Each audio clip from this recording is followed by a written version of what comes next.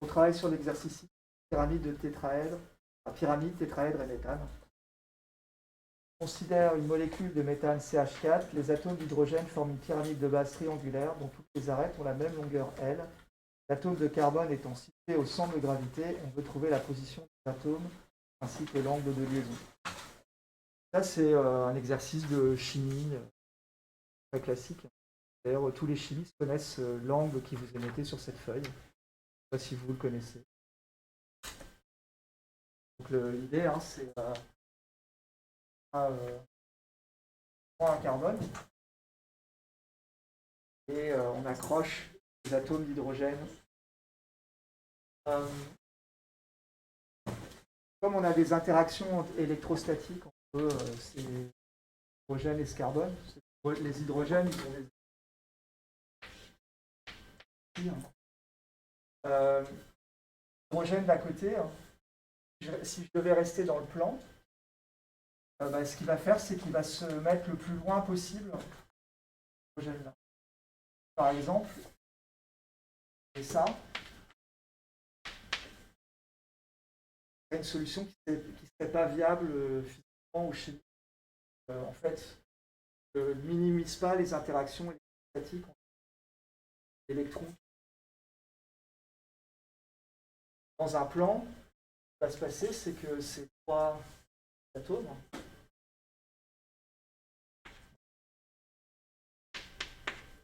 utiliser le plan entre pour minimiser ces interactions. Maintenant, on fait le même raisonnement à 3 dimensions. Donc, si on rajoute un atome, ce qui va se passer, c'est que chacun de ces atomes va se répartir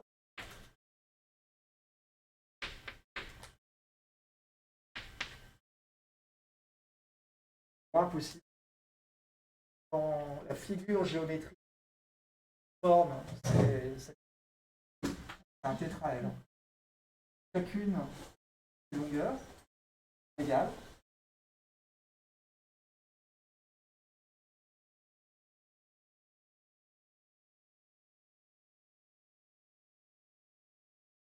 Ces longueurs sont égales. Et ce qui va nous intéresser, c'est calculer l'angle de liaison entre l'hydrogène, le carbone et l'autre. Pareil, et tous ces angles-là sont de la chimie. On sait que cet angle il vaut à peu près 109 degrés. Ouais, ça vous dit quelque chose alpha, il vaut environ 109 degrés. Tout l'objet de cet exercice, c'est de trouver cet angle. Les questions qui sont données dans cet exercice pour but de vous amener à cette réponse. Là, on a un problème physique, à savoir j'ai un carbone au centre de mon tétraèdre, puisque ces longueurs-là sont égales.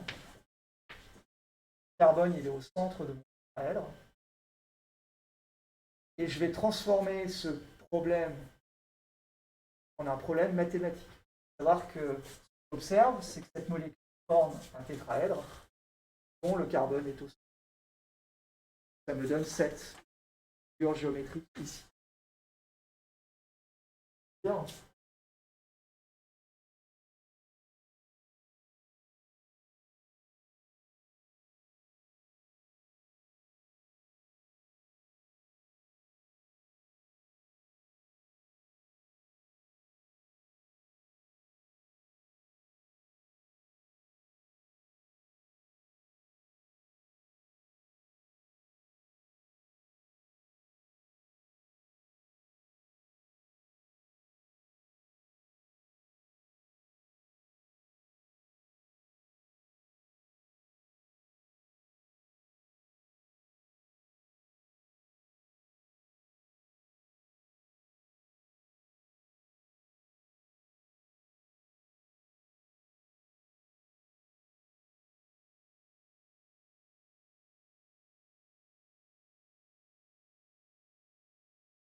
Donc, ce point-là, c'est le point.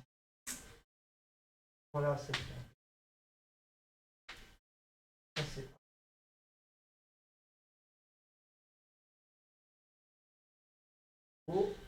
au centre de cette pyramide.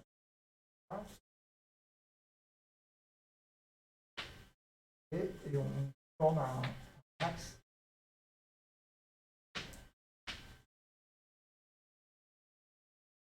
Pas trop. Alors, première question, pourquoi cette pyramide est appelée triangle tétraèdre régulier?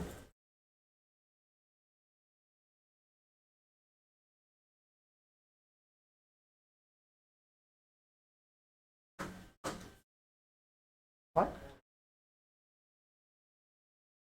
Ouais, toutes les longueurs sont égales. Ouais.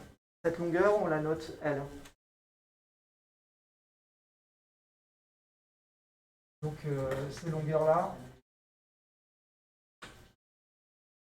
sont égales. Ça va me permettre de définir.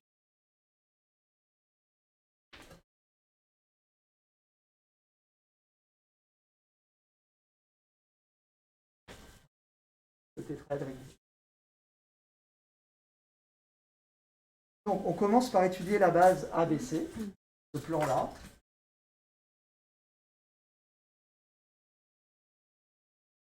Contenu dans le plan OXY.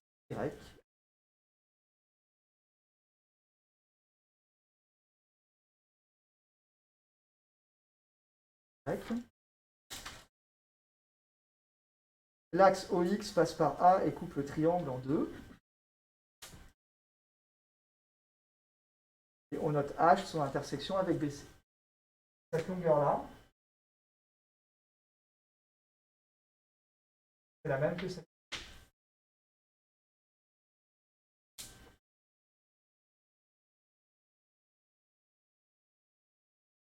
Donc dans un problème comme ça, c'est un problème de géométrie en 3D, la bonne habitude à prendre, c'est de refaire ces figures-là, mais à 2 dimensions.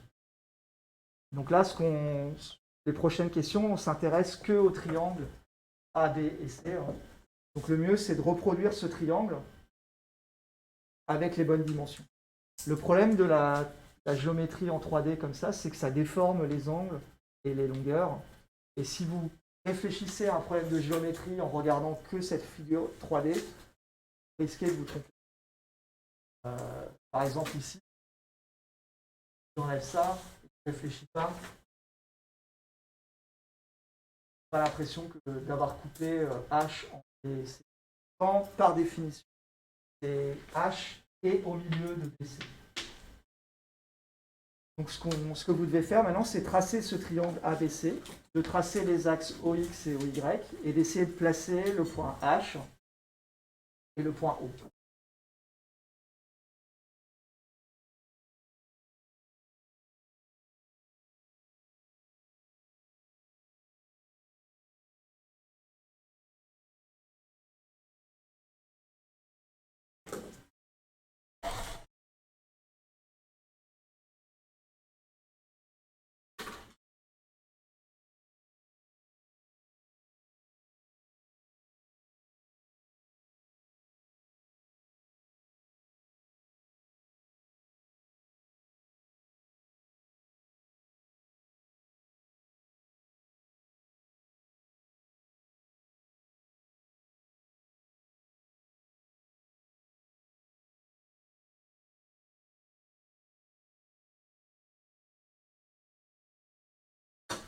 Tracez-le.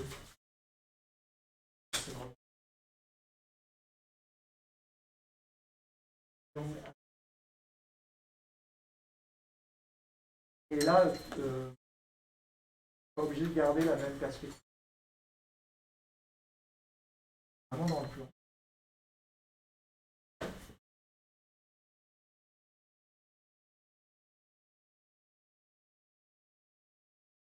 Pas la peine de faire un truc au millimètre près, hein, mais de garder les proportions de ce triangle.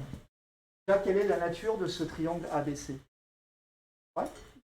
C'est un triangle équilatéral. Donc quand vous allez dessiner sur votre feuille, essayez de dessiner un triangle équilatéral.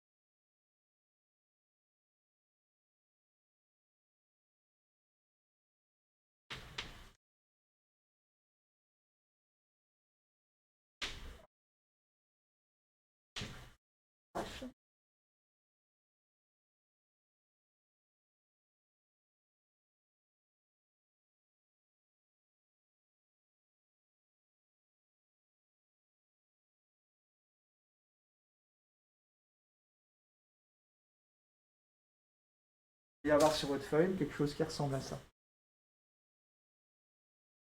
Une fois que vous avez dessiné ça, ce qu'il faut, c'est essayer de noter le maximum d'informations que vous connaissez sur ce triangle. Vous avez dit, ce triangle il est équilatéral. Cette longueur-là, la même que cette. La même que... Cette longueur, elle vaut L. Ça, c'est la première information qu'on a. Et on sait aussi que dans un triangle équilatéral, les angles tous égaux.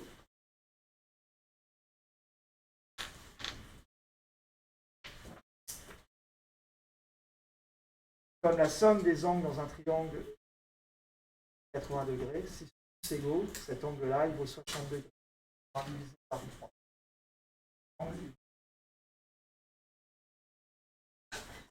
On sait aussi, c'est que ces longueurs-là sont égales. Et vous connaissez cet angle. C'est un angle droit.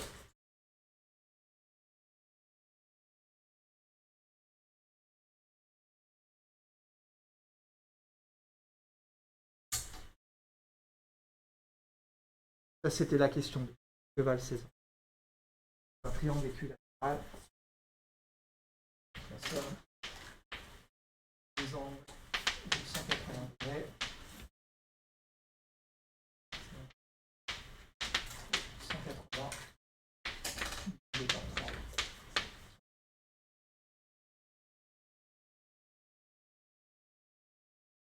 Alors, quelle est la nature du triangle HOB? Triangle HOB, je vais dessiner.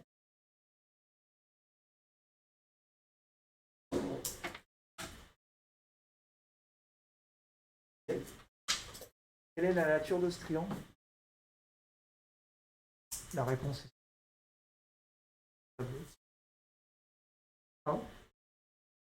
Rectangle. Oui, non, mais je pose que des questions bêtes. Donc, pas de souci.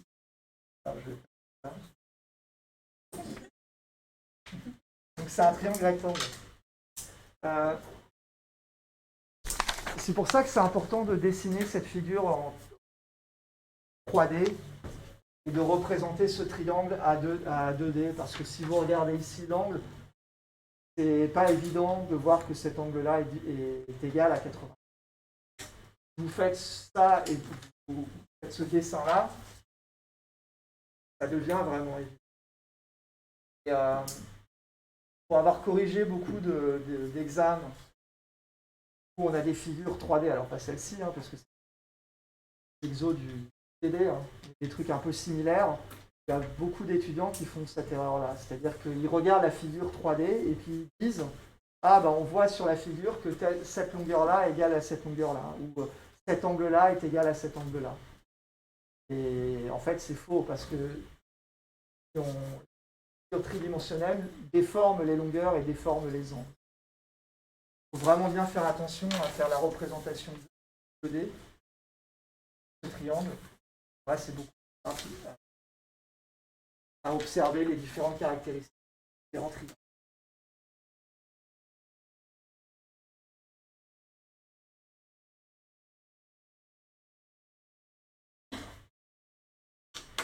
Alors, que valent ces angles? Alors là, du coup, ma figure n'est pas très très bien faite. Parce que, normalement,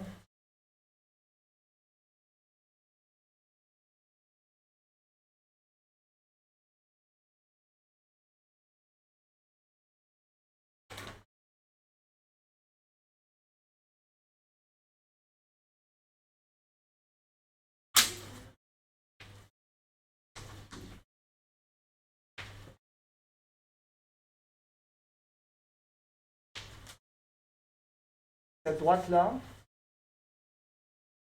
elle coupe mon angle. Cet angle-là, comme on l'a dit, qui valait 60 degrés. Cet angle.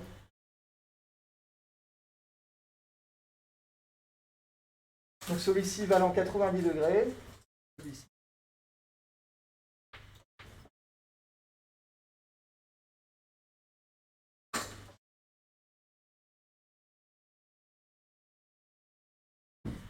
En déduire la longueur A est égale à OB en fonction de L. Et c'est cette longueur-là.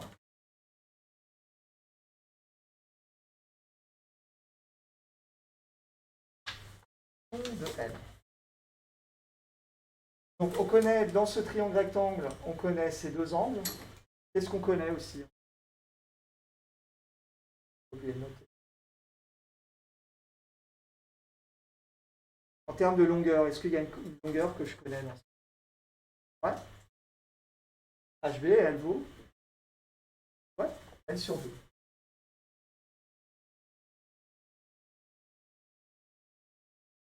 Encore une fois, hein, quand vous avez à résoudre un problème de géométrie dans le triangle, essayez de noter le maximum d'informations que vous avez. Après, ça permet de réfléchir à est-ce que je vais utiliser de la trigonométrie, faire des cosinus, des sinus, ou est-ce que je vais utiliser le théorème de Pythagore en triangle rectangle. Bon, les informations que vous avez, c'est le poisson classique.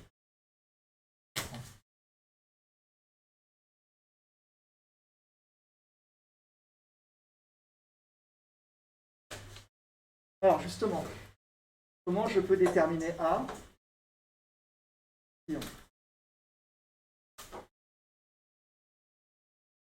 En Pythagore, je ne peux pas faire parce que je ne connais pas cette longueur. La seule possibilité qui me reste, c'est de faire de la trigo.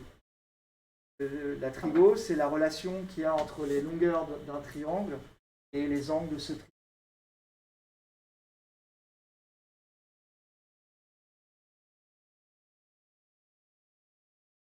Alors, comment vous feriez?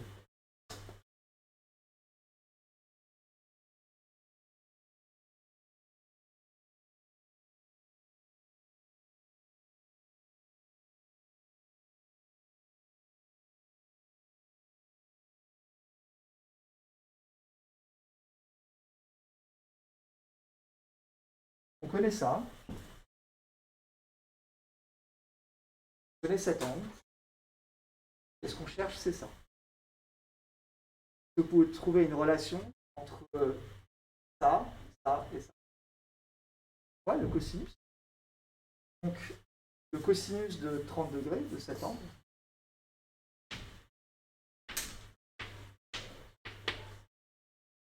C'est le côté adjacent pour l'hypoténuse. Le côté adjacent vaut L sur 2.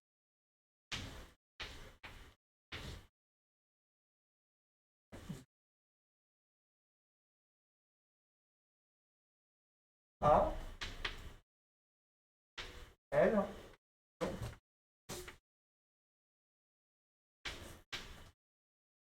degrés. On a vu la semaine, il y a une ou 2 semaines, on a vu tous les cosinus et sinus des angles remarquables. Donc le cosinus vaut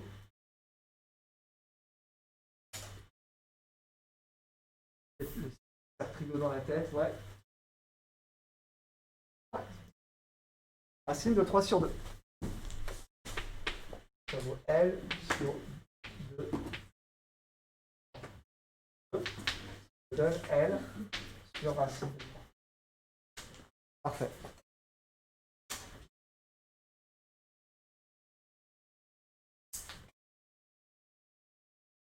Alors, quelle est la nature du triangle OAB?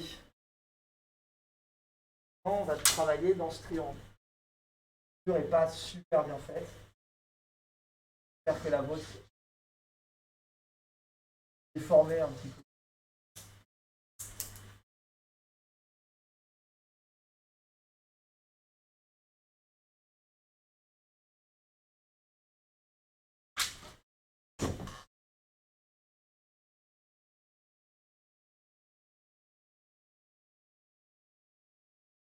Alors, quelle est la nature de ce triangle rouge?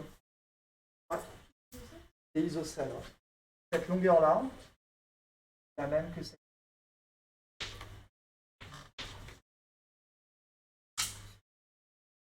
Donc je connais ces longueurs.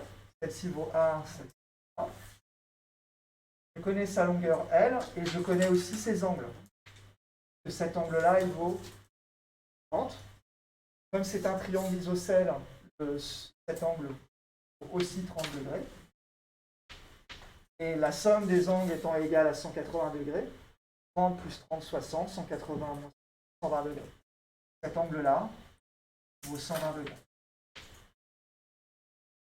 Encore une fois, si vous avez un triangle et vous devez faire la géométrie dans le triangle, essayez de mettre le maximum d'informations possible. On connaît les angles, on sait que ces deux longueurs-là sont égales et on connaît cette longueur-là. Et donc la question suivante, OAB, que valent ces angles? Retrouver à partir de ce triangle-là la longueur A égale à OB en fonction.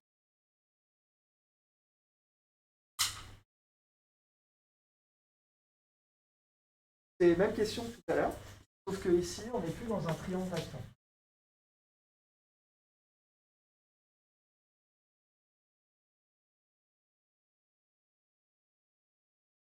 C'est assez problématique. On aime bien les triangles rectangles parce qu'on sait faire de la trigo dans les triangles. On sait faire Pythagore dans le triangle rectangle. En fait, il existe une formule dans un triangle quelconque qui permet de relier les différentes longueurs de ce triangle aux angles. Et c'est ce qu'on appelle la formule d'Al-Kashi. Vous avez déjà entendu parler de ça? Non? On prend un triangle quelconque.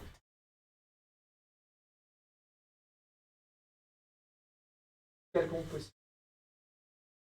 Ces longueurs-là, je vais les appeler A, B, C. Je vais appeler l'angle opposé à A, alpha. L'angle opposé à B, bêta. L'angle opposé à C.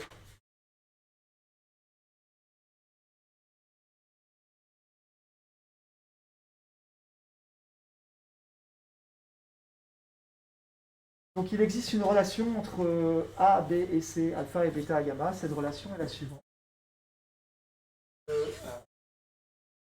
A au carré est égal à B au carré plus C au carré. Donc ça ressemble à... Sauf que on va lui enlever 2 fois BC cosinus de l'angle opposé à A.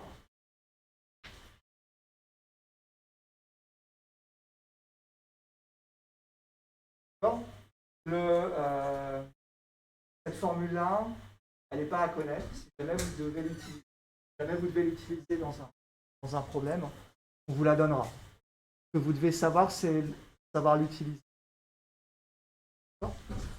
Donc, comme A, B et C sont quelconques, je peux très bien changer A en B, C en B, par exemple, et trouver les autres relations. Si ça est vrai pour A au carré, pour B au carré, c'est la même chose. B carré, c'est A au carré, plus C au carré, moins 2 fois A à C, cosinus de l'angle opposé à B. C au carré, c'est égal à A au carré plus B au carré, moins 2AB, cosinus, l'angle opposé à C. C'est la même formule en fait. C'est vous qui décidez d'appeler A et pas B. Donc maintenant que vous savez ça, maintenant qu'on vous a donné cette formule, est-ce que vous pouvez appliquer cette formule à ce triangle, triangle OAB? Ah, vous êtes déjà en train de répondre? Ouais, super.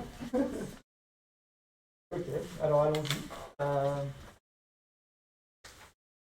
Donc vous avez dit ça? A au carré. Je vous écoute. A carré plus A carré.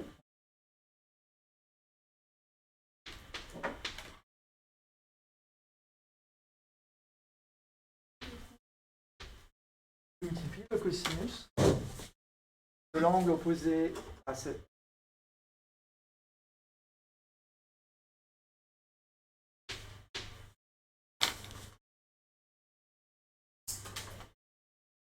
Donc, A au carré de A s'enlève. Carré.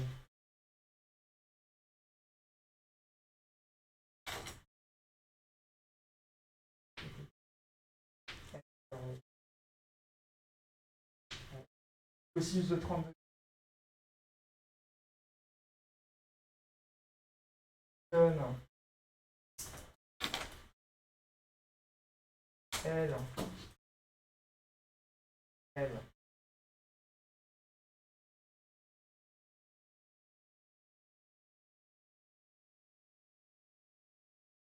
à 0. Comme L n'est pas nul, L moins 1 racine égale à 0. A est égal à L.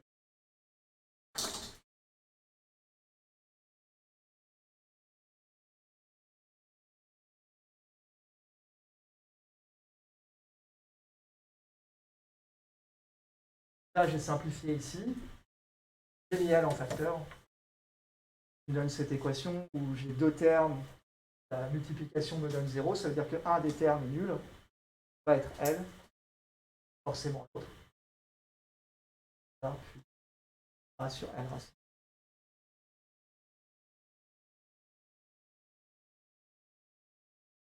Donc ça, c'est une manière, on aurait pu choisir celui-ci. On va le faire juste pour montrer. Au lieu de, vous allez le faire. Au lieu de prendre ce côté-là, vous allez prendre ce côté-là. Vous allez commencer par calculer L carré est égal à appliquer la formule. Juste pour vous entraîner à l'appliquer. Donc vous devriez trouver le même résultat.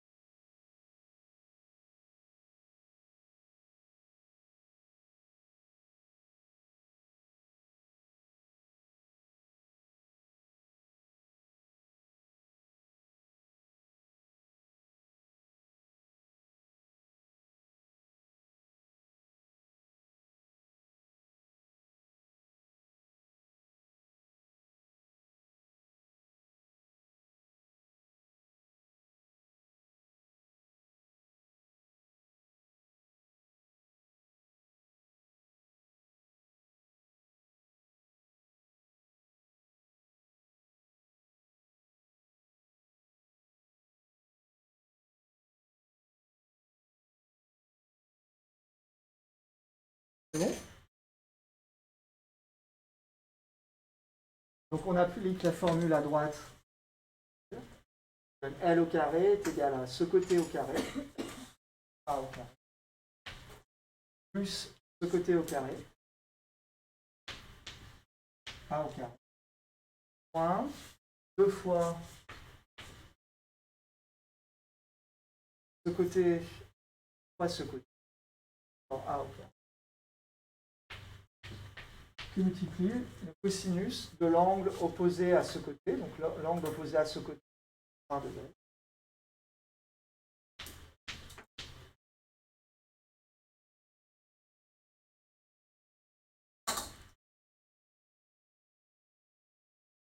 Alors que vaut le cosinus de 120 degrés?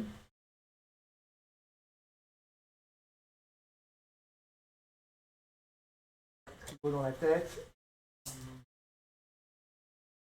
Moins 1,5. Parfait. Au moins 1,5. L carré, c'est L carré. Moins 2A carré fois 1,5. fois moins 1 demi. Il nous donne 3a carré. Donc a carré est égal à l carré sur 3. A est égal à l sur racine de 3.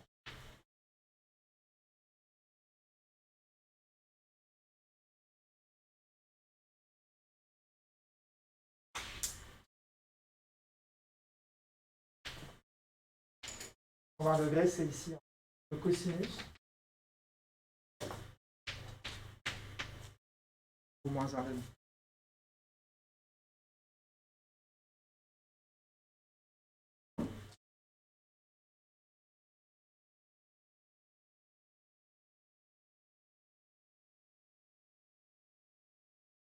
En déduire les positions A, B et C. Là, on a défini un repère, O, X, Y, et la question, c'est de déterminer les coordonnées des points A, B et C dans ce.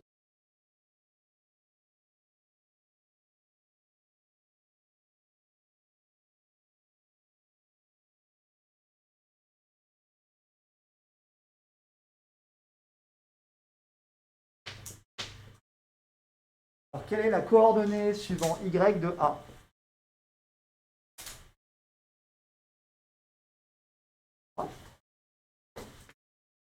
Et la coordonnée suivant X? Ouais. C'est A.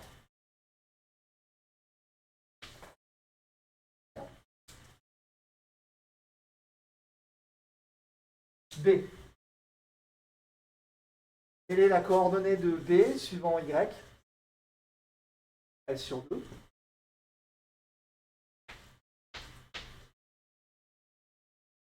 Maintenant, ce qu'on doit déterminer, c'est quelle est cette là. Déterminer la coordonnée suivant B.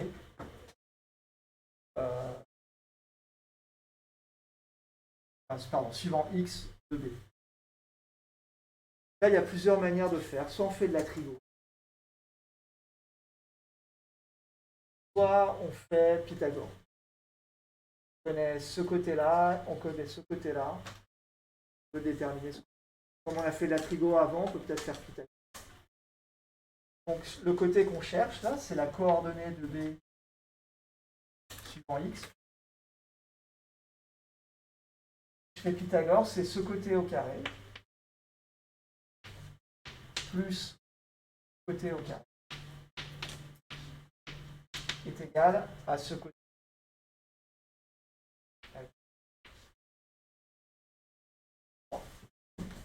On donne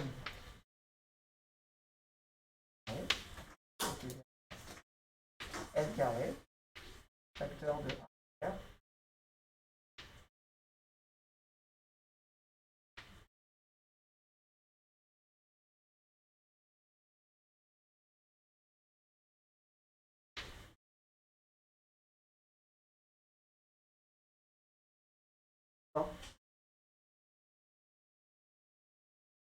Et L carré sur 4.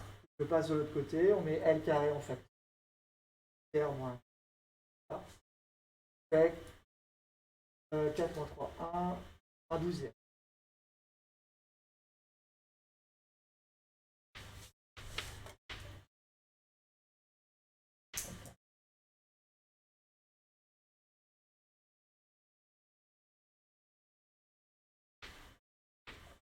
L sur racine carrée.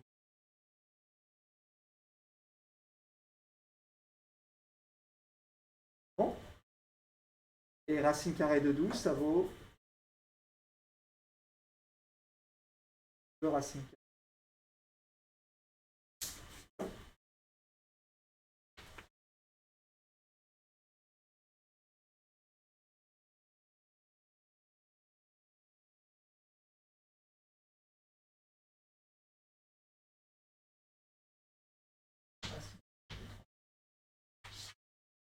C'est vrai ça?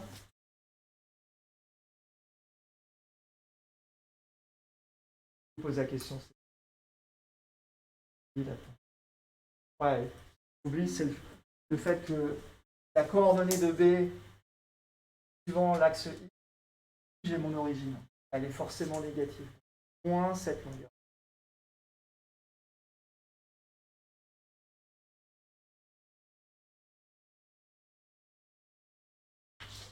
Quelle est la coordonnée de C suivant X?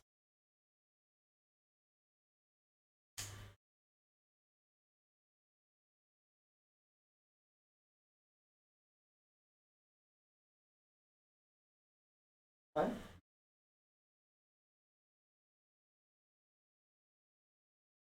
Pourquoi? Ouais, c'est parce que c'est pareil que B en fait. C'est le symétrique. C, c'est le symétrique de B par rapport à l'axe. C'est la même coordonnée suivante. Et la coordonnée suivant Y, c'est L sur 2 racines de 30.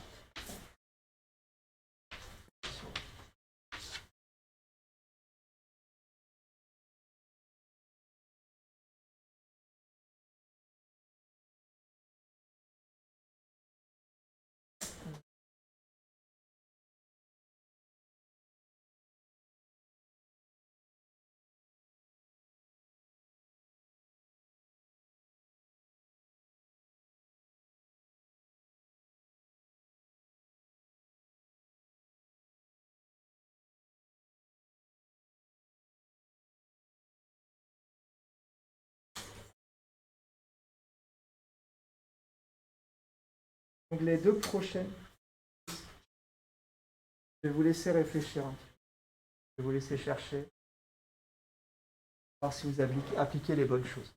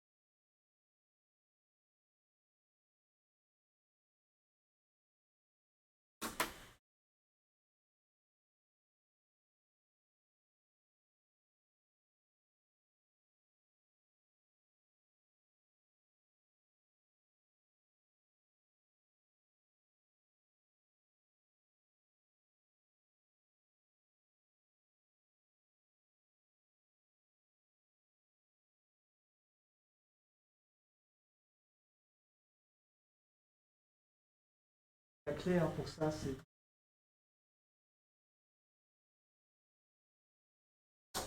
dessiner le maximum d'informations. Faites ça, vous ne pouvez pas vous tromper.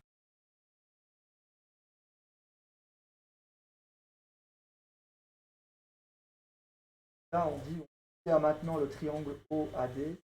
C'est dessiné dans les proportions à peu près exactes. Est-ce que je connais des longueurs? Est-ce que je connais des...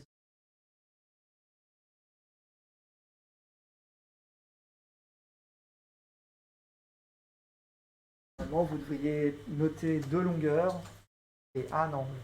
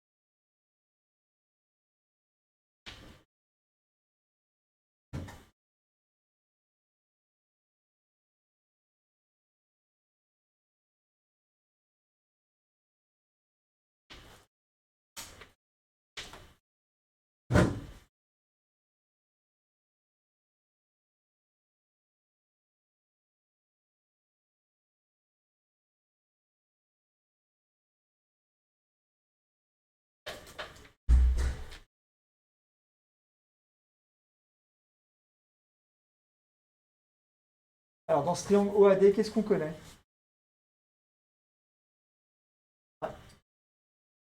AD, ouais. Ça vaut combien? L, ouais. Combien d'autres?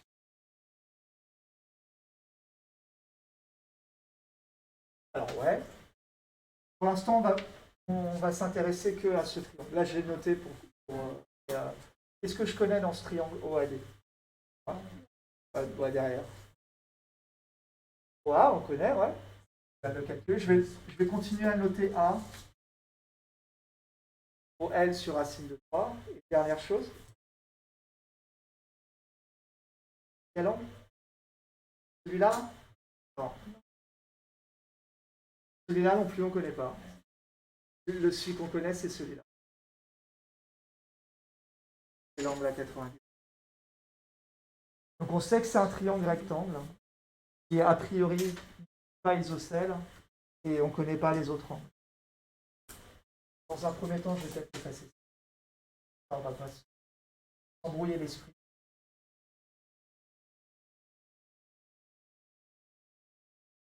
Voilà ce qu'on a. On connaît 2 longueurs, on connaît un angle, l'angle rectangle. Donc a priori, en fait, on connaît tout dans ce triangle rectangle. Si on utilise la trigonométrie ou Pythagore, on peut déterminer la longueur récente de l'angle rectangle.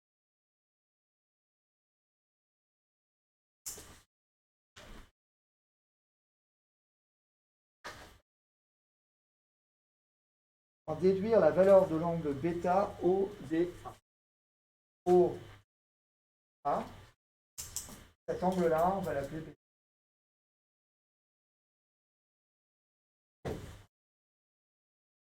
Donc là, je peux utiliser la trigonométrie. Par exemple, c'est quoi le sinus, le cosinus, la tangente? Le sinus, ouais. Parce que ce que je connais, c'est le côté opposé à cet angle et l'hypoténuse de ce triangle rectangle. Et je sais que par définition, le sinus de cet angle-là, c'est le côté opposé dans l'hypoténuse.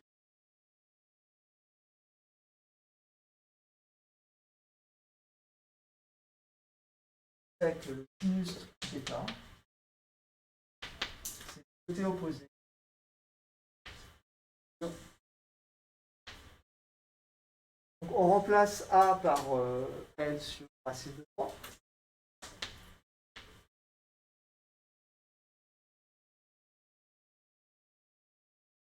Le terme L. Voilà, c'est ça qui vaut 1 sur racine de bêta. C'est l'arc sinus.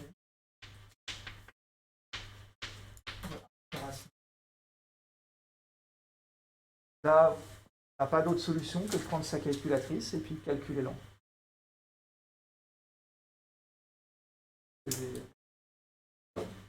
Sur mon téléphone, j'ai une calculatrice suffisamment puissante pour calculer un arc sinus. Je ne crois pas.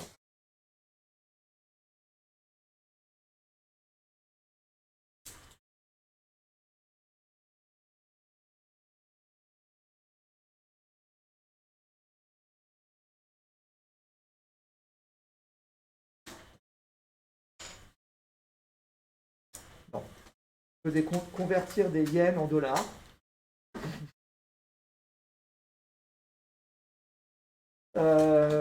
Mais je ne peux pas convertir, je ne peux pas calculer de l'arc sinus. Je me demande vraiment à quoi ça sert cette calculatrice. C'est-à-dire, quand on est en voyage, on fait comment? Non?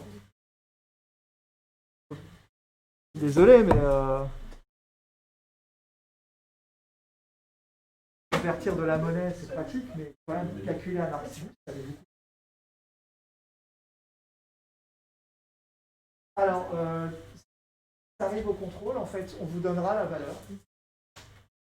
On peut vous aider, si vous voyez qu'on vous donne arc sinus de 1 sur racine de 3 égale quelque chose, et que vous arrivez à cette question-là, vous dites, bah, c'est bon, je suis bien parti. Sinon, vous gardez le littéral, en fait.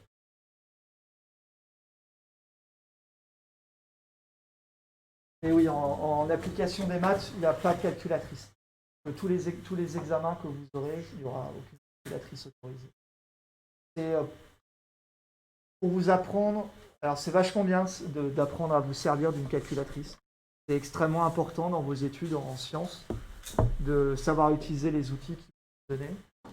Et d'un autre côté, il est aussi important de savoir utiliser un autre outil qui vous est donné dès la naissance. C'est celui-là. Et un des avantages de cet outil-là, c'est que déjà, quand on n'a pas cet outil-là, celui-là, il est toujours sur nous.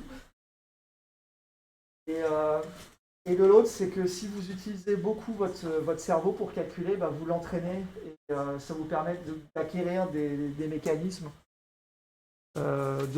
d'avoir une notion des ordres de grandeur des choses. Donc je pense que c'est important de savoir calculer. Calculer des choses de tête ou sans la calculer. Les deux sont importants dans l'application des maths. Donc, c'est qu'il y a une calculatrice plus performante que une calculatrice d'économie. 35 degrés? Ok.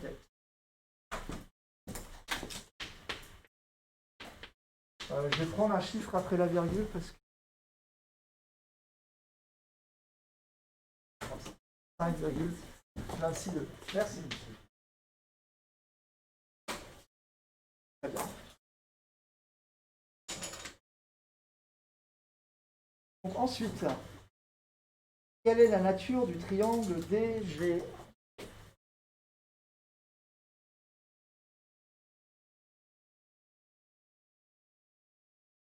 Quelle est la propriété de ce point, le point G ici? Ouais. Il est au centre de la pyramide. C'est-à-dire qu'il a égale distance de chacun des points de cette pyramide. Par exemple, D et A. Cette longueur-là est la même que celle-ci. Donc, c'est un triangle isocèle.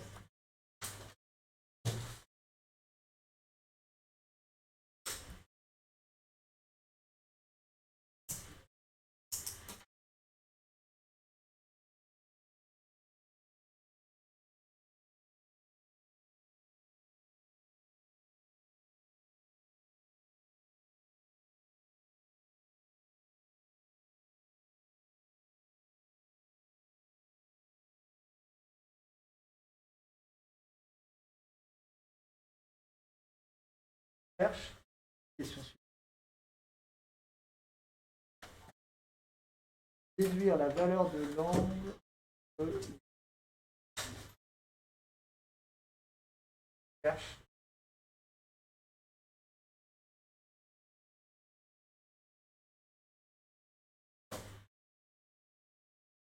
Une fois qu'on a... Comment je fais pour déterminer la valeur de l'angle de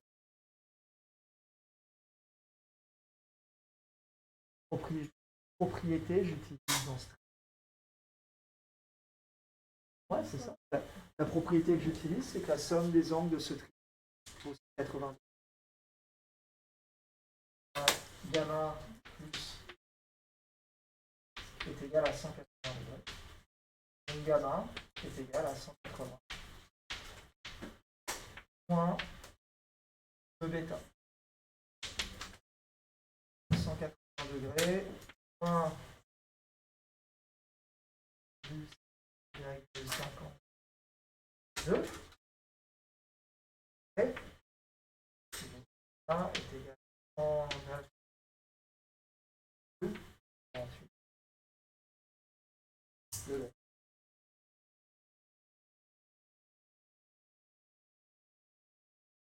ça de tête. Facile. Impressionnant. Hein, ah, mais vous rigolez, mais le nombre d'étudiants que je vois prendre leur calculatrice pour faire ça x 2 ou ça moins ça, je pense qu'il y a au moins plus de 50% des étudiants. J'en ai même vu pour 4 x 5. Enfin, peut-être pas 4 x 5. Presque. Pour être sûr, ouais, voilà. Le problème, c'est que des fois, ça se plante. Enfin, pas la calculatrice, mais des fois, on se plante dans les boutons et donc on va avoir un résultat qui est faux. Voilà. Donc ça, c'est... Vous faites de la chimie cette année, vous faites de l'atomistique, ce genre de choses. À un moment, vous allez probablement voir la géométrie dans les molécules et ce chiffre-là, il va sortir. À un moment ou à un autre. C'est vraiment... Il y a plein de chimistes qui l'ont tatoué sur le bras. Ouais, vous pouvez leur demander. C'est partie des trucs. Moi, j'ai l'équation de Schrödinger en deux. C'est un angle très connu en chimie. Alors, est-ce qu'on fait le truc facultatif ou pas? On souhaite maintenant trouver l'expression littérale C égale G. Calculer la position.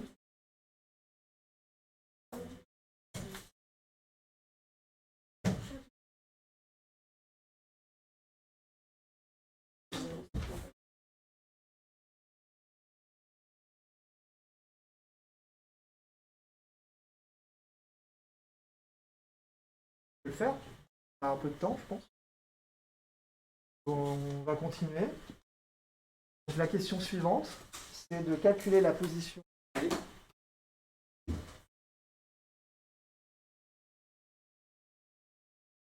Alors, comment je peux calculer la position?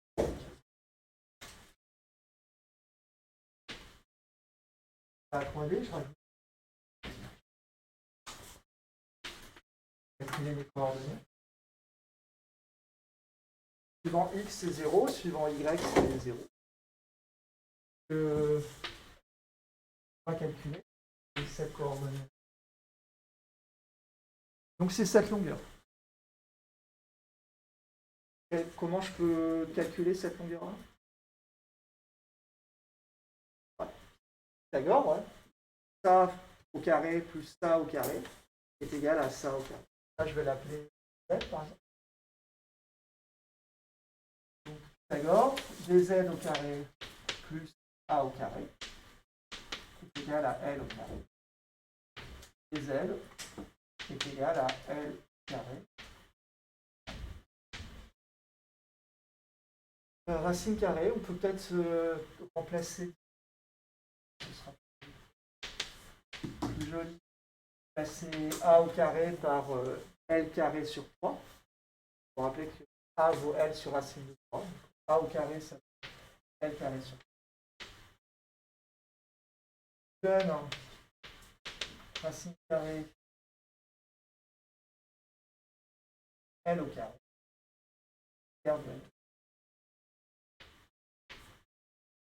On peut sortir le L et L, racine carrée.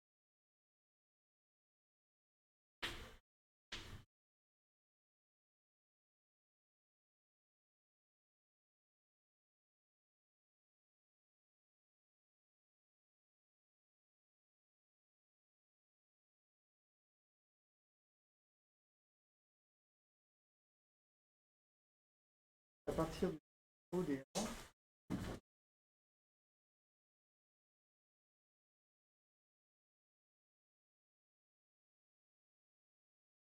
Vous connaissez cette longueur? Vous connaissez cette longueur? On de calculer cos bêta. La trigo. Le côté adjacent sur l'hypothèse.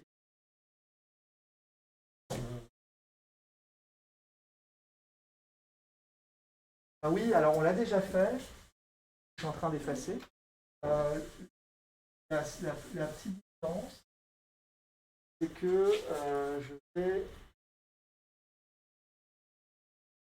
trouver le même résultat, a priori. Déterminer.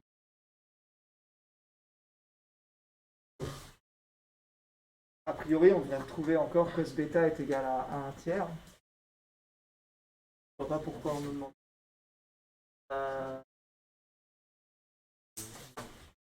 Moi, des fois, je suis juste bête. Hein. J'applique.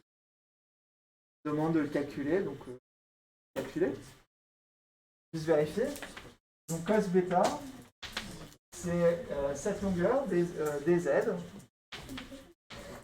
sur L. Et dz, ça vaut L sur racine carrée de 2 tiers. L.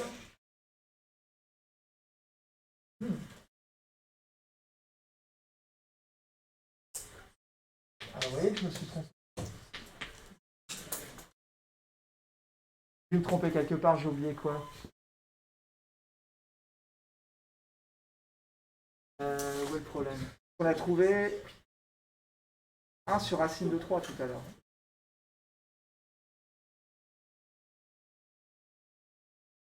Ah non, on avait trouvé le sinus. C'est ça le truc. Hein. Ah ouais. On avait trouvé le sinus. On a trouvé le sinus de bêta qui est égal à 1 sur 1 tiers ou 1 sur racine. Alors que là, cette fois-ci, on a le cosinus de bêta qui vaut racine carrée de 2 tiers.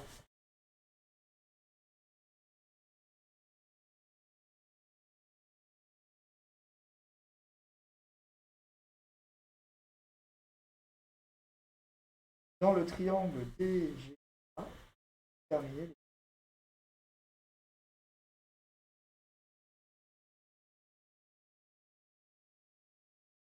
Ah, je viens de comprendre pourquoi.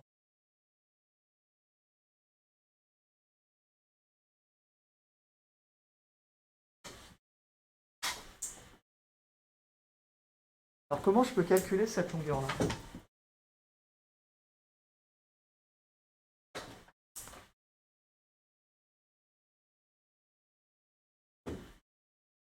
Donc dans le triangle, donc DGA, c'est un triangle isocèle, donc il n'est pas rectangle. Je ne peux pas utiliser de trigo, je ne peux pas utiliser un trigo dans le triangle rectangle, je ne peux pas utiliser Pythagore. Par contre, ce que je peux utiliser, c'est la formule qu'on a vue tout à l'heure, qui est la formule d'Al-Kashi.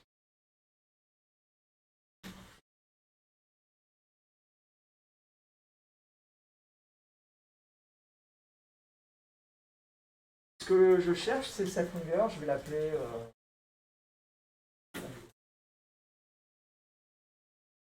X.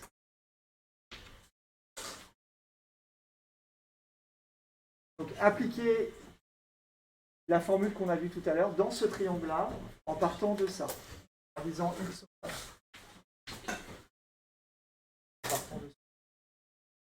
Et vous allez voir pourquoi on a calculé cosinus bêta. Donc prenez la formule qu'on a vue. Je rappelle ici. A, B, H,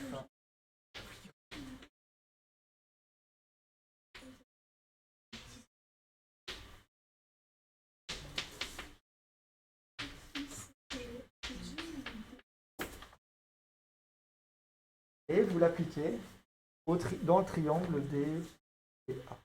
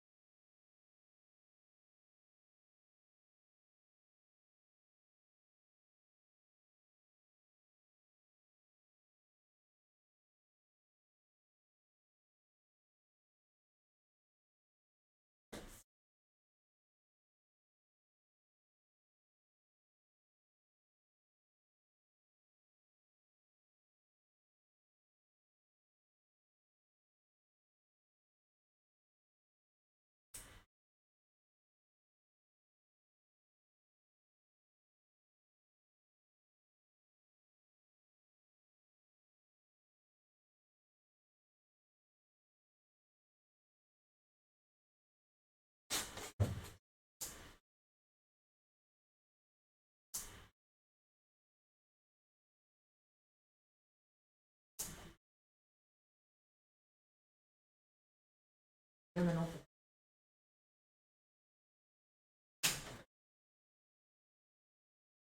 vais le voir apparaître.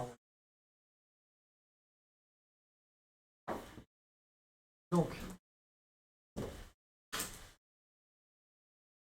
ça au carré est égal à ça au carré, moins 2 fois ça fois cet angle. Donc si je pars de là, par exemple, j'ai ce côté au carré est égal à ce côté au carré plus ce côté au carré, L au carré, moins 2 fois ce côté fois ce côté. Je multiplie le cosinus de cet angle.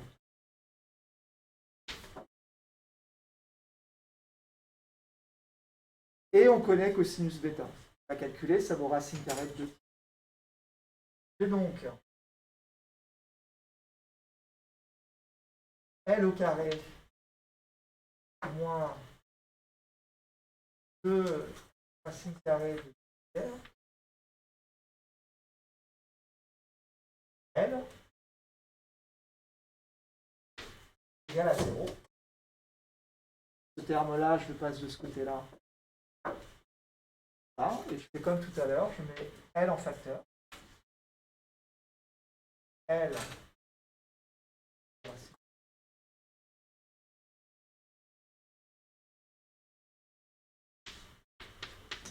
égale à 0. Là, L ne peut pas être nul. Forcément, L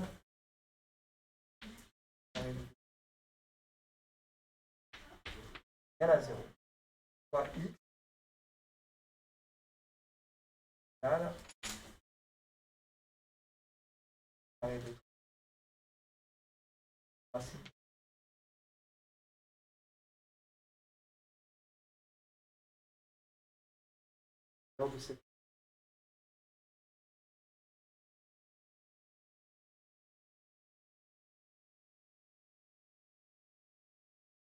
C'est bon? Des questions là-dessus?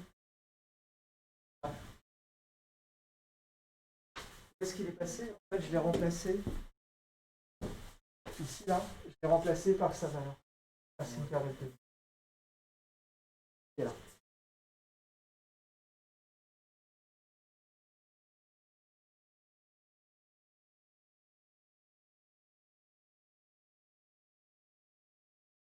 X. C'est bon, vous avez vu? Ouais. C'est l'intérêt, en fait, d'avoir calculé ce cosinus bêta ici. C'est que, du coup, je peux le remplacer par sa valeur racine carrée.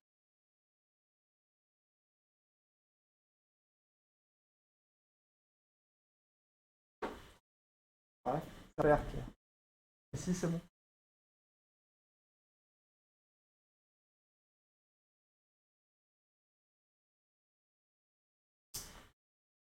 Qu'est-ce qu'on retient de cet exercice?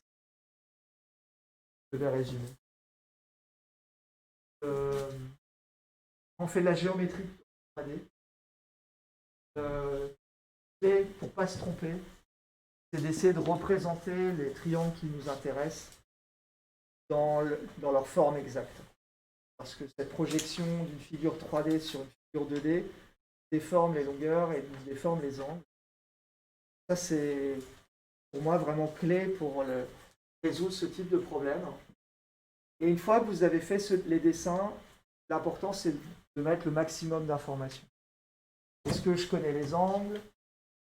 Est-ce que c'est un triangle rectangle? Est-ce qu'il est équilatéral? Est-ce qu'il est isocèle? Quelle longueur je connais? Ce genre de choses. Et si vous faites ça, après, il n'y a pas grand-chose à savoir. Parce que, en général, c'est dans des triangles rectangles. C'est-à-dire connaître la trigo, savoir que le cosinus d'un angle, c'est le côté adjacent sur l'hypoténuse, que le sinus d'un angle, c'est le côté Pythagore. Ça, on connaît ça depuis le collège. Et ce que vous avez vu aujourd'hui, c'est que dans des triangles quelconques, on a cette relation. On relie différentes longueurs de ce triangle aux angles dans ce triangle. Cette formule, comme je vous ai dit, elle n'est pas à connaître. Alors après, peut-être que si c'est souvent, vous allez finir par l'apprendre. Plusieurs années que je fais ce cours, donc je vais finir par la connaître par cœur. La première année que j'ai fait ce cours, je ne me rappelle plus. Donc, c'est pas quelque chose à connaître par cœur.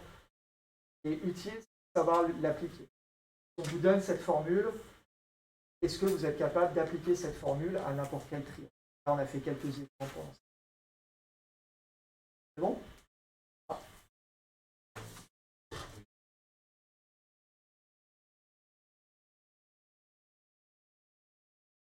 Ah, ici, là? Parce que c'est un triangle isocèle. Ah, pourquoi il est isocèle? Alors parce que G, en fait, est au centre de la pyramide.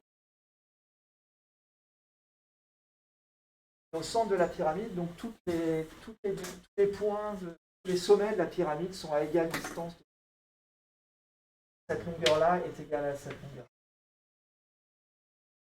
Il ne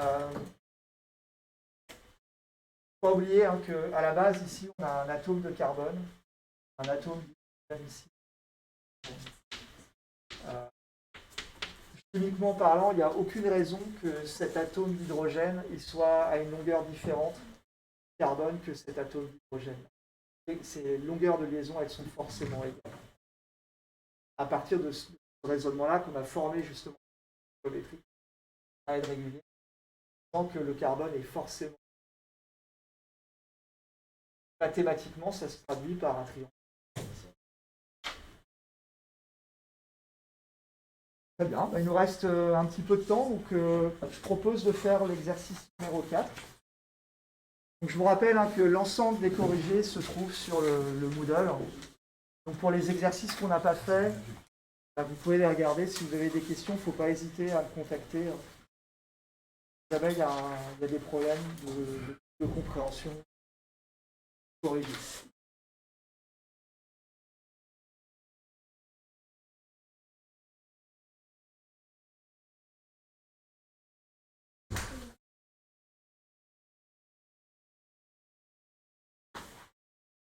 Exercice 4 parle de stabilité des bulles. L'énergie d'une bulle dépend de sa surface. Et donc c'est proportionnel à sa surface. L'énergie d'une bulle.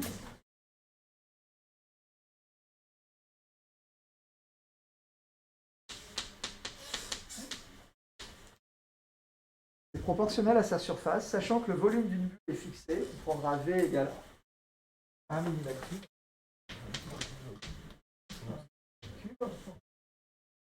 Je propose de comparer la stabilité des différentes formes géométriques.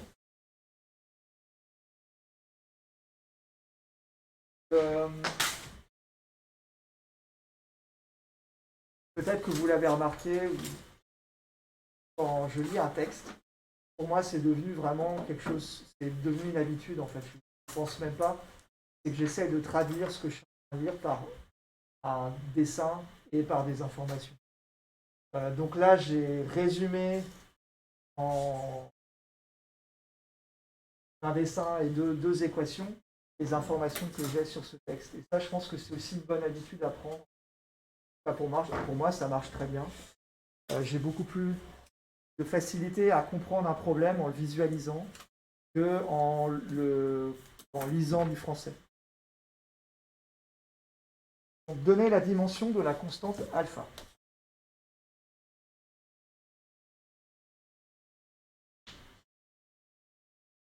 Donc, ce qu'on sait, c'est que la dimension de l'énergie, c'est la dimension de la constante alpha multipliée par la dimension de la surface. Alors, quelle est la dimension de la surface? Ça, c'est simple. C'est L au carré.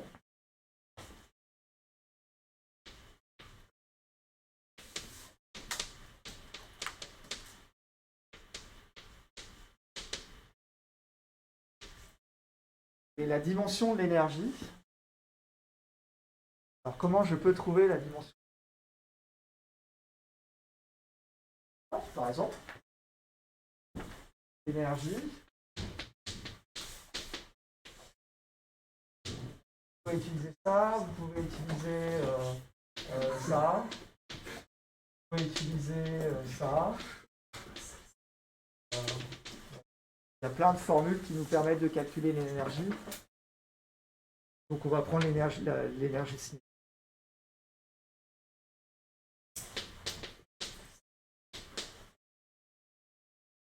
Les formes d'énergie que vous avez peut-être commencé à voir déjà en mécanique. Donc, ça a la dimension un poids, masse. Et V, c'est la dimension heure fois un temps carré donne M de V. La dimension. Ici, M de V.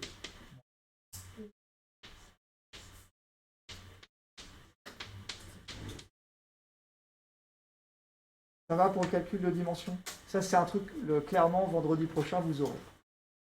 Si vous avez des questions là-dessus, n'hésitez pas. C'est bon? C'est quelque chose de très pratique. Après, ça vous sert pour avoir des bonnes notes pour l'examen suivant. Dans la vie de scientifique. Faire attention de temps en temps aux dimensions, c'est vraiment pratique. En particulier pour se corriger, parce que des fois, on n'est pas des machines, on se trompe. Et c'est une manière simple de vérifier que ce qu'on est en train de faire n'est pas stupide. Donc exprimer le volume et la surface de la bulle lorsqu'elle a une forme sphérique en fonction de son rayon, en déduire l'expression analytique de E dans ce cas en fonction des paramètres du problème. Donc je continue, on suppose que la bulle est maintenant cubique. Même question lorsque la bulle est un tétraèdre régulier, même question lorsque la bulle est un cylindre. Donc en gros, on a 4 questions où on va calculer cette énergie en fonction de la forme géométrique de la bulle.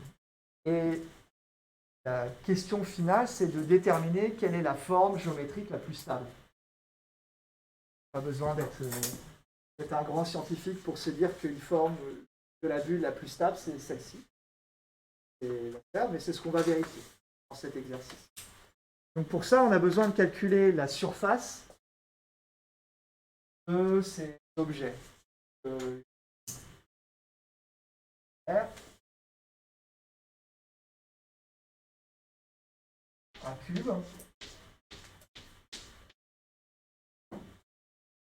un tétraèdre,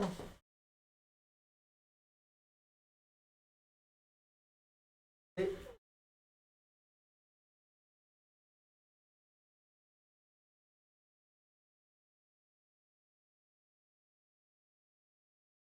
donc ce qu'on doit calculer, c'est la surface et le volume de ces choses. Surface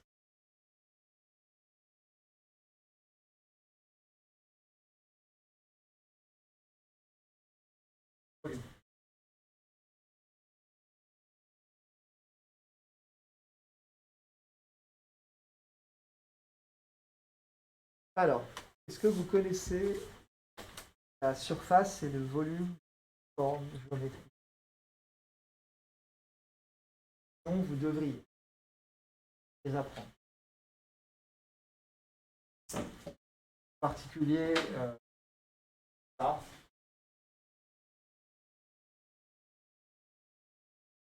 Autre. C'est important, mais peut-être un peu moins. La sphère et le cube, c'est deux formes géométriques. La surface et le volume.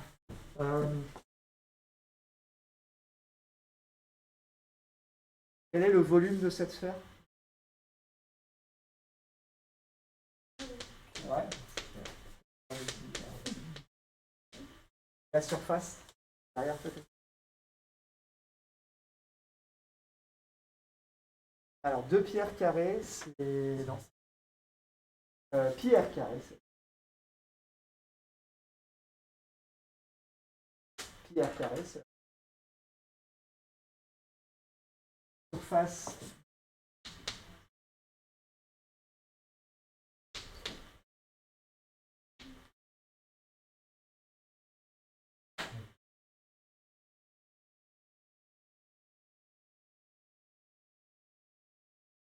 La surface.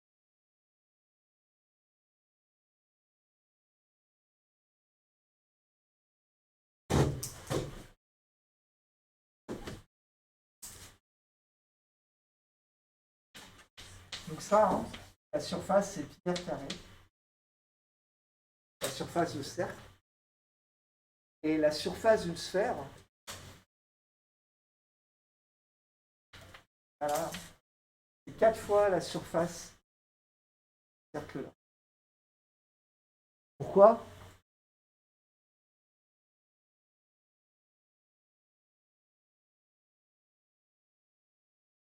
Ça se calcule. On vous ferait le calcul intégral. On peut calculer la surface du cercle. Il y a plein de manières intéressantes de calculer cette surface.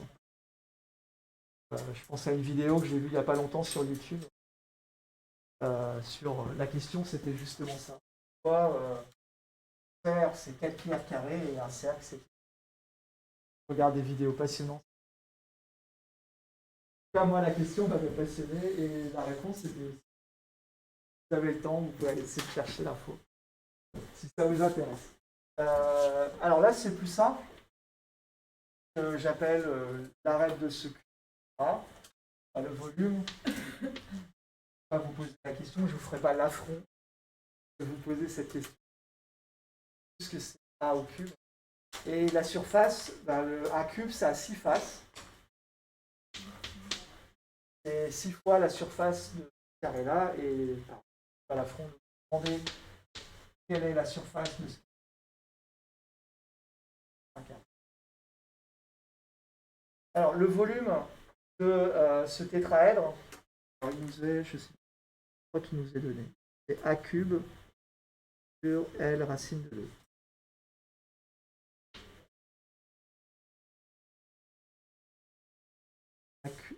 A cube sur racine.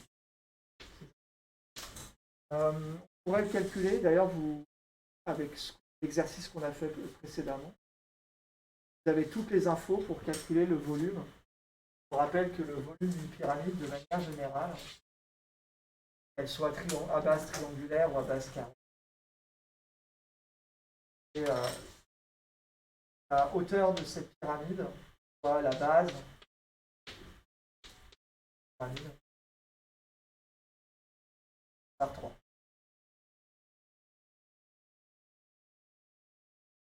Pareil, ce soir, si vous n'avez rien à faire, vous pouvez prendre les données que vous avez calculées avant. Vérifier que ça vaut bien A cube sur L racine de 2. Alors, vous allez trouver L cube sur racine de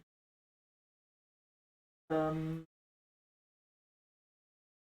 Alors la surface, je ne vous ai pas donné.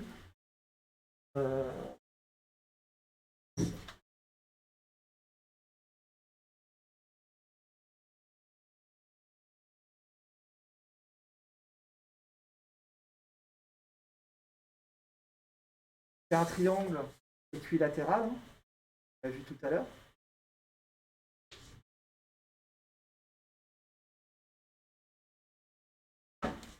Côté A. Je vais calculer cette hauteur. Ça vaut 1 degré, ça vaut 1. Et ensuite, on sait que la surface, c'est cette hauteur-là. C'est par où?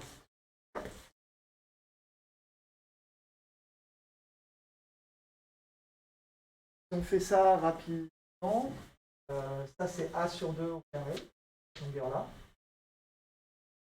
plus cette hauteur au carré, égale à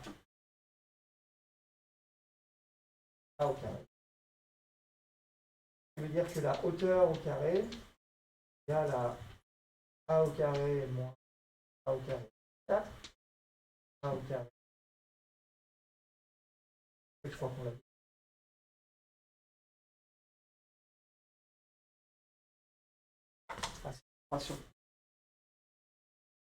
Ça, c'est la hauteur, et donc la surface multiplié par le nombre de faces, hein, genre 4. 4 fois. 4 fois la hauteur A racine 2 fois A. Pardon. Et A carré racine de 2. Peu importe le résultat, enfin vous avez le résultat sur le Moodle. Vous pouvez vérifier. Ce que je préfère, c'est plutôt discuter de comment on fait ça. Après, le calcul, c'est pas grave. La réponse n'est pas importante, c'est plutôt comment on arrive à avoir cette. C'est un tétraèdre régulier, donc on sait que la face c'est un triangle équilatéral. On peut calculer la hauteur avec Pythagore. Puis ensuite, à partir de la formule de la surface d'un triangle, déterminer la surface d'une face. Il y a 4 faces, donc je vais par 4 et ça donne la. Okay. Le dernier, c'est un cylindre. Donc le volume d'un cylindre, c'est le volume de la base multiplie la hauteur. Donc la base, c'est un cercle, c'est pi r carré. Et on nous dit que ce cylindre-là, la hauteur est égale au diamètre. La hauteur vaut 2. Donc la surface de ce cercle, c'est pi r carré. Je multiplie la hauteur. Donne RQ. Bon. Comment je calcule la surface de ce cercle? Ouais. Ah ouais. Ouais. C'est bien. C'est très bien. Donc ce qui est quoi d'ailleurs?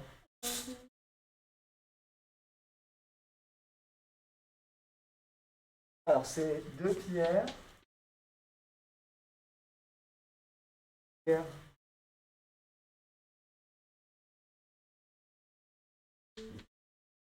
Ouais, d'accord. Et la hauteur, c'est cool. Alors pour ceux qui sont comme moi et qui ne connaissent pas la formule de la surface d'un cylindre, il faut juste remarquer. Moi, je suis vraiment basique. Et cette surface-là, plus c'est un cercle, donc c'est r carré. Fois 2, r carré.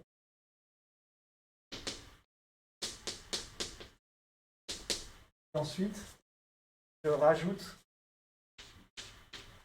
cette. Je me rappelle, moi, quand j'étais on faisait géométrie 3D en faisant faire un cylindre, ce qu'on faisait, c'est qu'on prenait un rectangle et puis on pliait comme ça. Donc je peux faire exactement la même chose, découper ce triangle en là, le passer, faire un rectangle.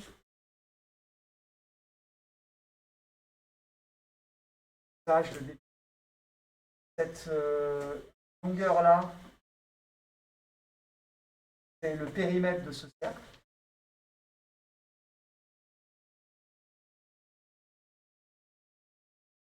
Et cette hauteur, c'est la hauteur. Et le périmètre du cercle, c'est 2π fois le rayon. Ça fait 2πr fois la hauteur. 2πr fois la hauteur, ce qui nous donne une formule qui vaut 2πr, facteur de r, la hauteur, la formule. C'est bon? Je crois que on peut s'arrêter là. Est-ce que vous avez des... Oui, il faut s'arrêter là.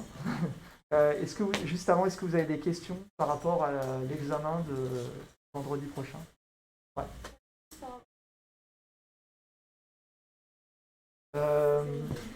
Alors, je n'ai pas vu l'examen. Je n'ai pas vu le texte. Si je me rappelle bien, donc le responsable a envoyé un email disant que ça s'arrêtait au début du TD3. Je ne pense, j'espère qu'il n'y aura pas le TD3 parce que ça n'a pas encore commencé. Ça a fait le TD2. C'est le 2 ça. Ah c'est trop. Ah bah d'accord. Ah bah pour nous on est tranquille puisqu'on a tout fait. La géométrie. Non mais en gros ce qu'il faut savoir c'est vos formules de Trigo, Pythagore, et imagine des trucs de base comme ça. La surface et les volumes. Ça, à mon avis, c'est essentiel à ça.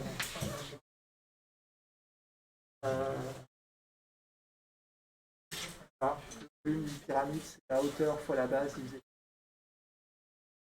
Le reste, ce sont des choses que vous pouvez retrouver par calcul. Soit vous apprenez les formules par cœur, ce que je ne vous conseille pas, soit, je pense,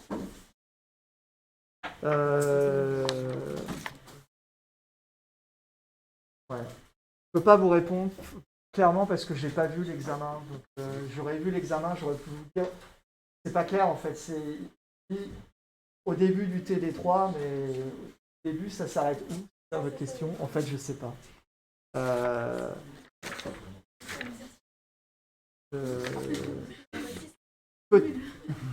Peut-être que c'est que de faire la géométrie à 2D.